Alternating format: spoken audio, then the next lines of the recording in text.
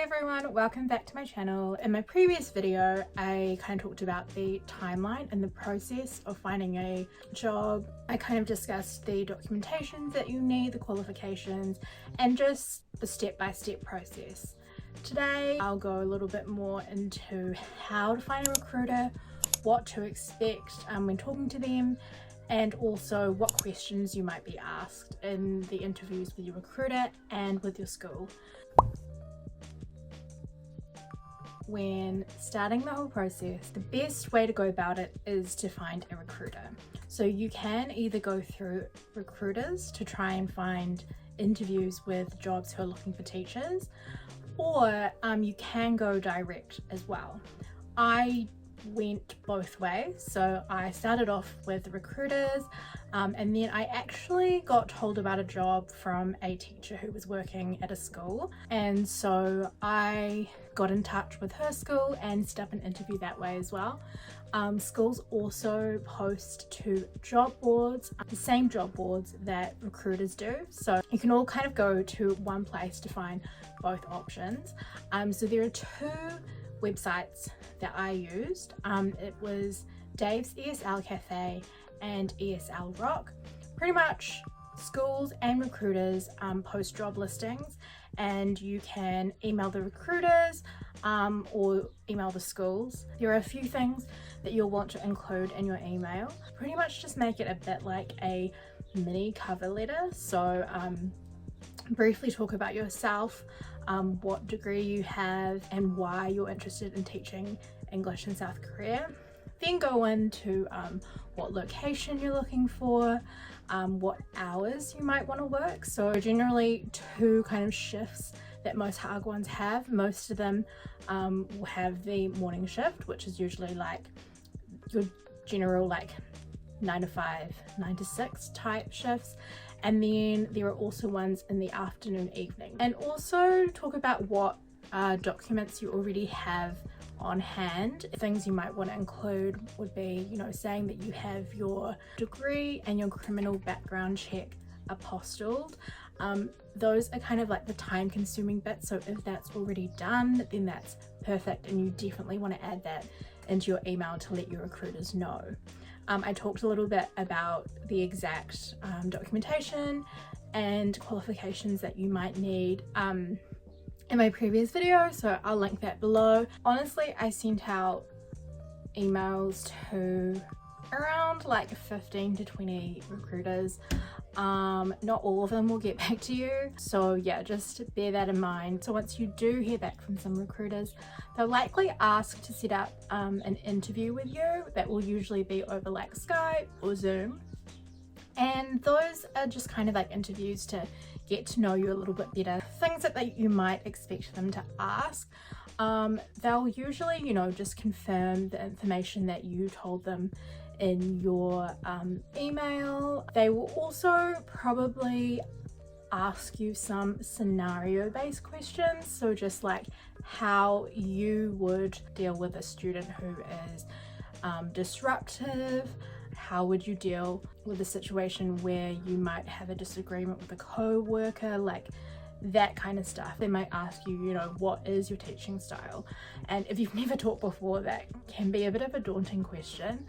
But that's why I definitely recommend doing a TEFL, CELTA or TESOL certificate, because if you've never taught before, it is very, very helpful in terms of, you know, learning what your teaching style is, and also, you know, how to handle situations in the classroom. If you're going through the EPIC program, you absolutely need to have that qualification, or at least, you know, like a degree in education. With Hagwons, you don't necessarily need it, but you know, you are going to be teaching a classroom of students and you want to be as knowledgeable and as helpful as you can be.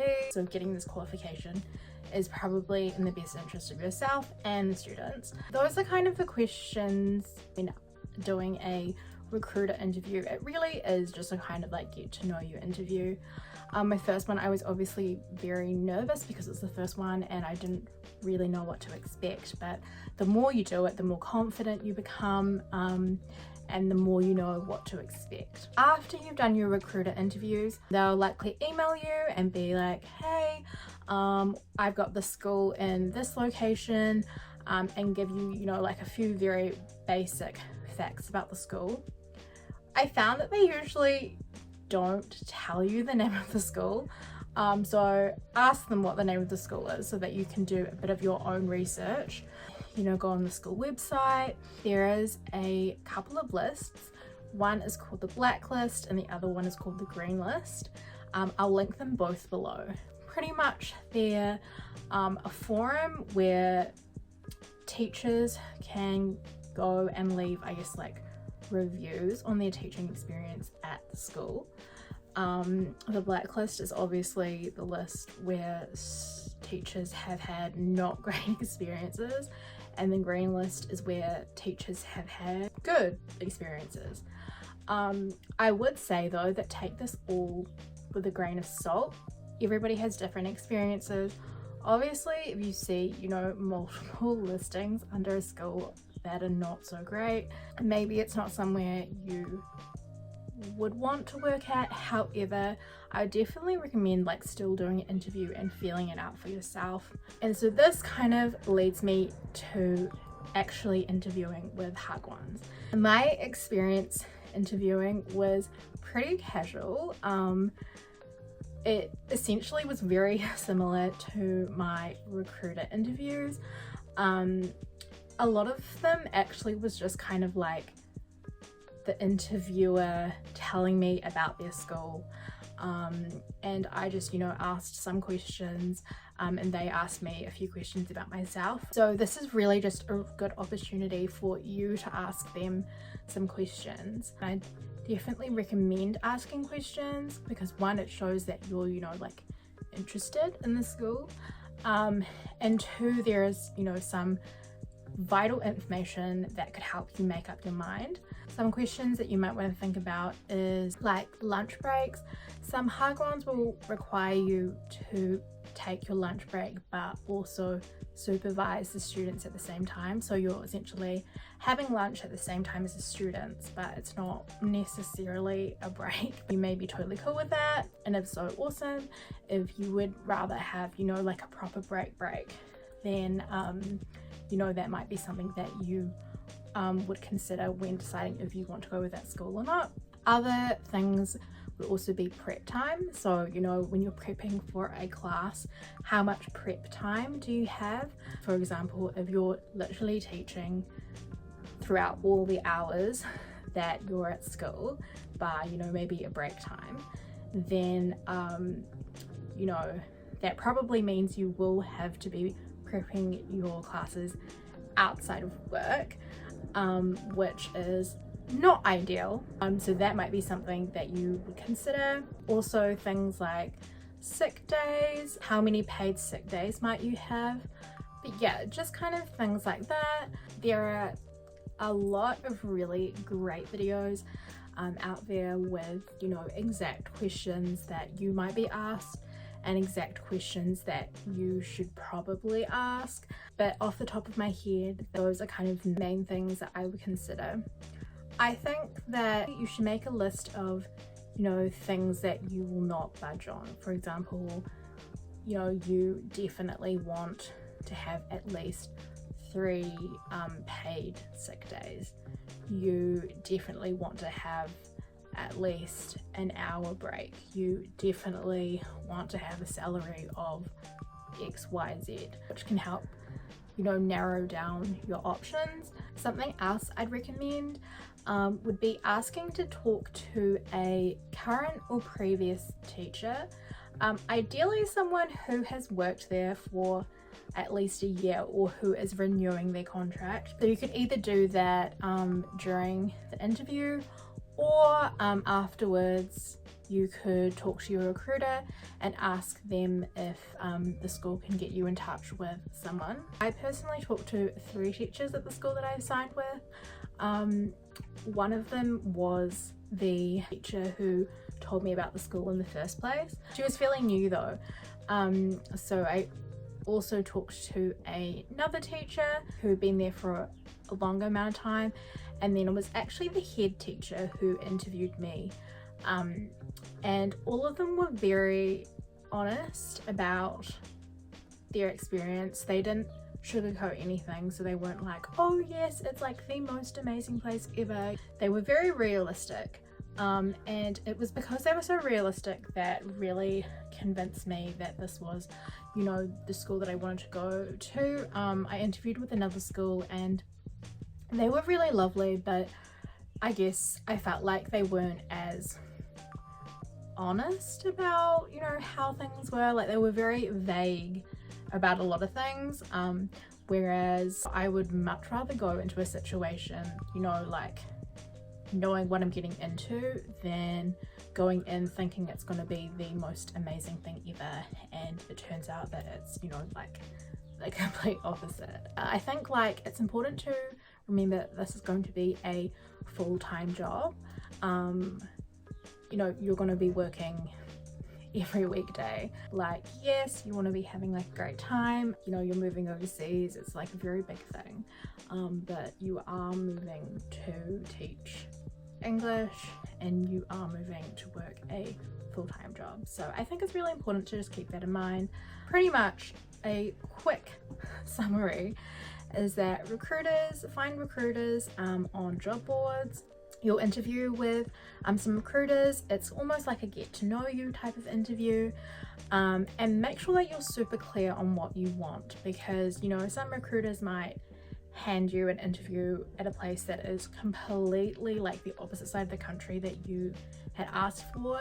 Unless you are really cool to like go to that place, like go for it, but make sure to be clear about what you want. Interviews with the actual schools, make sure that you have some questions up your sleeve to ask them, things that are important for you.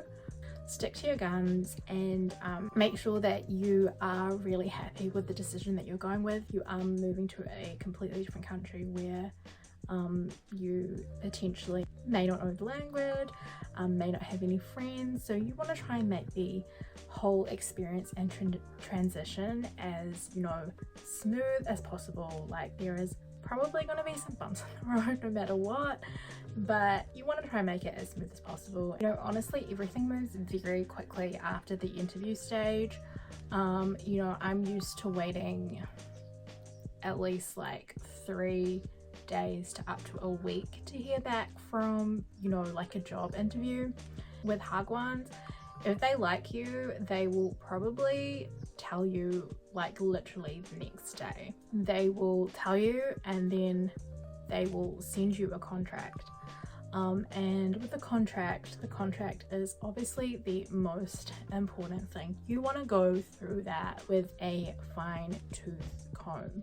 Something that I found incredibly helpful was being part of a group chat where you can talk about Hagwon's process. You know, that was where I actually found my current job, through a teacher who was in that group chat. So I would definitely recommend trying to find one of those group chats, because they are incredibly helpful. And the reason why I bring this up when talking about contracts is that a lot of people share the contracts that they have been sent from their schools, so that other people can kind of like help them go through it and, you know, spot any potential red flags. So that is definitely helpful. There is also a subreddit, which I can't remember the name off the top of my head right now, but I'll link that below. And essentially you can kind of fill out a little form that explains, you know, some of the points in your contract, and other people can review that for you and let you know again if there is anything that is not quite right or that you should ask about. The thing about the contract process is that just like they make decisions very quickly, they also expect you to make decisions very quickly.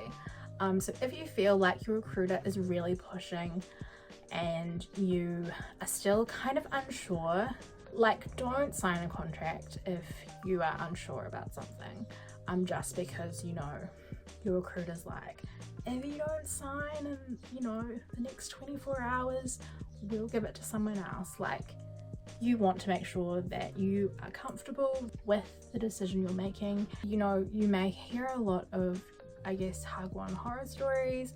I have definitely heard my fair share, but I think that if you know what you're looking for, I mean, you really never know what a school is going to be like until you're there, right?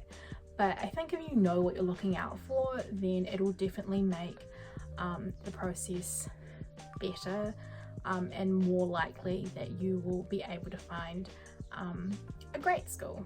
I feel like this was a super long rambly video, and I apologize, but I hope that you were able to get something out of it.